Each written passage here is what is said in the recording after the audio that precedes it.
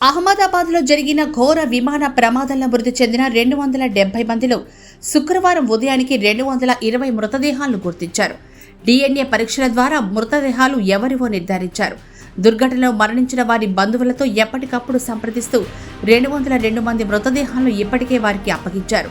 గుర్తించిన వారిలో 151 మంది భారతీయులు, 34 మంది బ్రిటిష్ జాతీయులు, 7 మంది పోర్చుగీస్ పౌరులు, 1 కెనడియన్ మరియు 9 మంది ఎయిర్ ఇండియా సిబ్బంది ఉన్నారని అధికారులు వెల్లడించారు.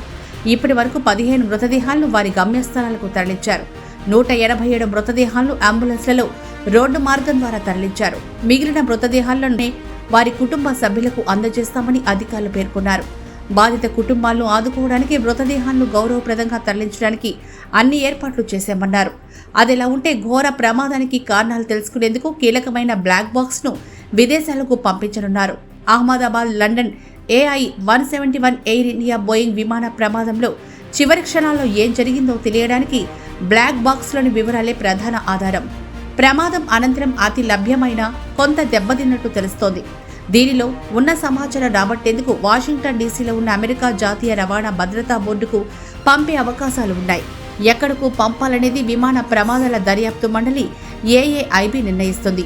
ప్రమాదానికి గురైన ఈ తరహా విమానాల్లో 2 బ్లాక్ బాక్సులు ఉంటాయని, AI-171లో 2ని స్వాధీనం చేసుకున్నామని పౌర విమానయాన మంత్రిత్వ శాఖ వెల్లడించింది.